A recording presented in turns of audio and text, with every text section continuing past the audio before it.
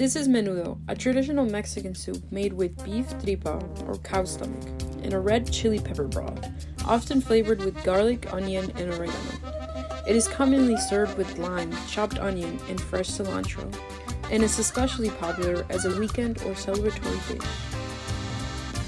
It is also one of my favorite foods of all time. Unpopular by some Mexicans, it has become an absolute staple to my family. I always wondered if I liked it so much because of the perfect combination of spices and broth, freshly made warm tortillas, paired with perfectly with an ice-cold Coca-Cola. But as I grow older, I realize why this warm bowl has stuck with me for so many years. It reminds me of home. My mom is from Guanajuato, Mexico, and my dad from Michoacan, Mexico, two states that share a border, in the middle, breeding a culture of color and amazing food. While a lot of my memories of growing up in Mexico have become blurrier over the years, one thing I will never forget about is the food.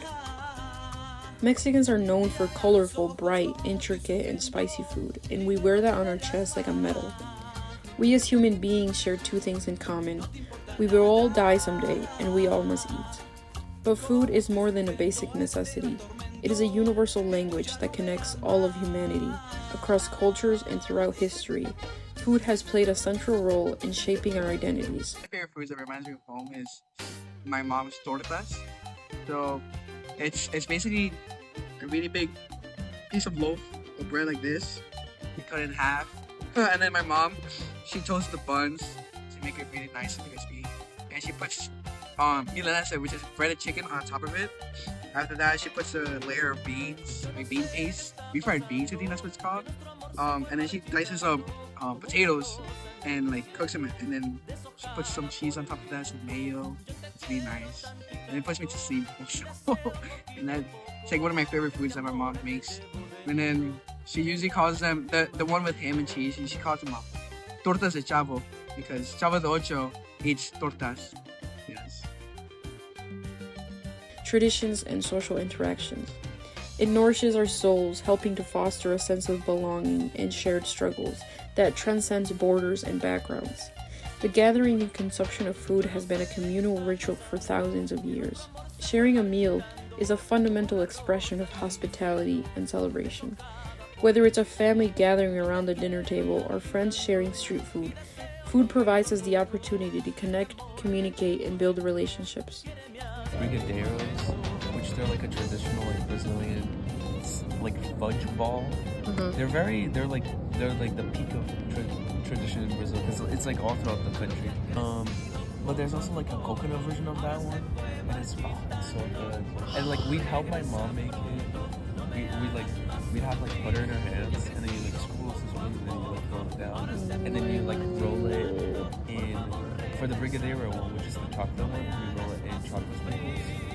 The coconut one, which is Beijing, means little kiss.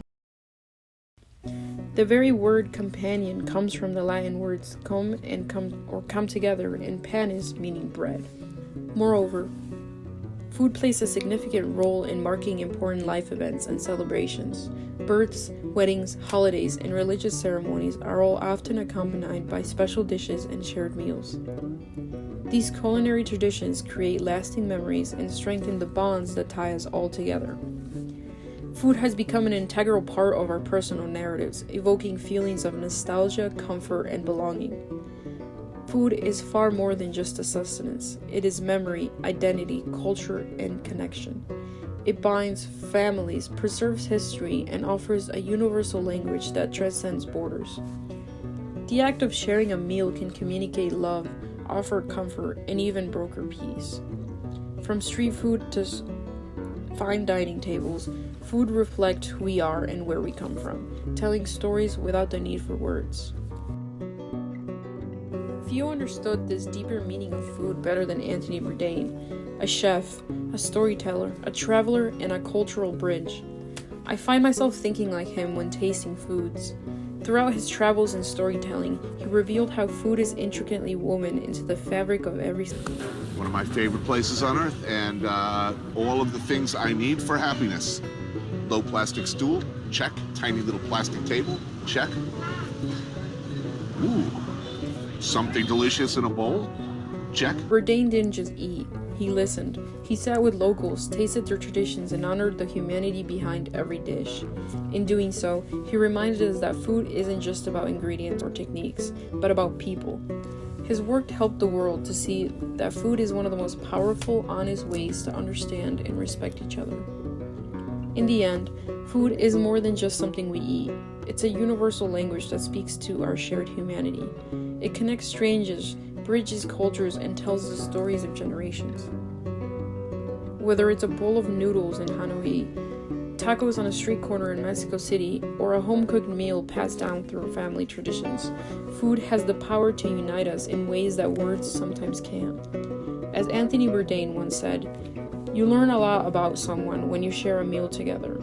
And throughout every shared table and every bite, we're reminded that despite our differences, we're all part of the same human story.